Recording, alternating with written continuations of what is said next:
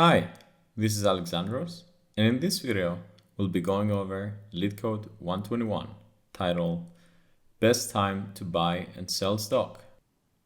This is a coding interview question that has appeared in interviews for companies such as Meta, Amazon, and Microsoft. Let's jump right in and start with the problem definition. The problem asks, given an array of integers called prices, where the ith element of the array is the price of a given stock on the ith day, return the maximum profit we can achieve by choosing a single day to buy one stock and choosing a different day in the future to sell that stock. Furthermore, if profit is not achievable, return 0.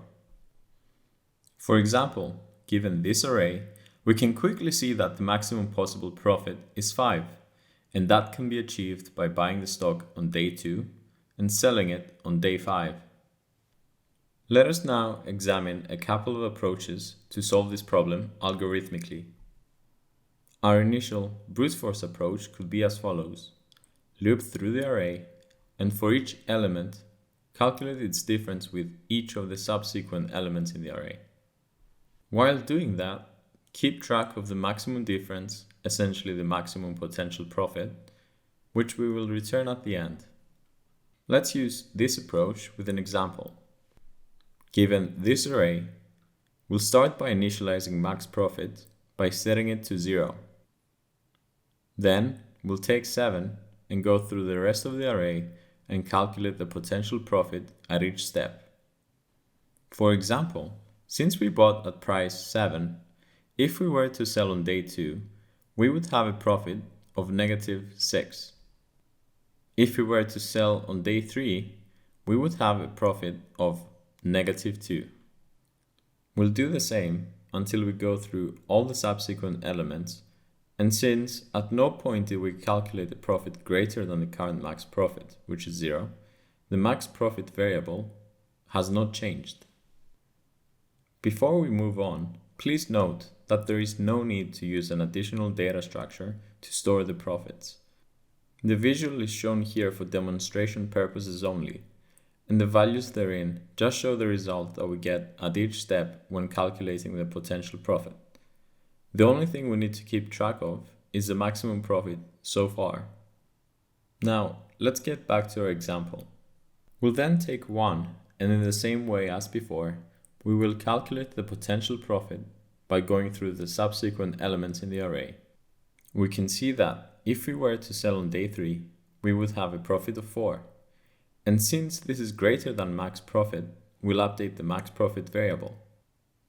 If we were to sell on day 4, we'd have a profit of 2, which is less than max profit, but if we were to sell on day 5, we'd have a profit of 5. Since this is greater than the current max profit, we can update the max profit variable once again. Lastly, if we were to sell on day 6, we'd have a profit of just 3, and since that's less than max profit, we'll leave the variable unchanged. We'll carry out the same methodology for the rest of the elements in the prices array, after which we'll see that the maximum profit we calculated at any point was 5, which will be our return value. The time complexity of this approach will be O of n squared.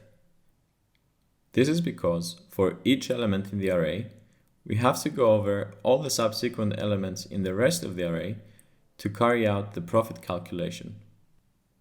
Traversing the array sequentially is an O of n operation, and we do this n times, which is why we ended up with a time complexity of O of n squared. The space complexity of this approach is O of 1, or constant. This is because the space we used does not depend on the size of the input array, and keeping track of the maximum profit requires just a single variable. While the space complexity of this approach is excellent, it is possible to find a solution which has better time complexity. This improved approach could be as follows. Initialize variables to keep track of the lowest price encountered and the maximum profit calculated. Then, we can traverse the array, and for each element, we'll compare its value with the lowest price encountered thus far, and if the current element's value is smaller, we'll update the variable.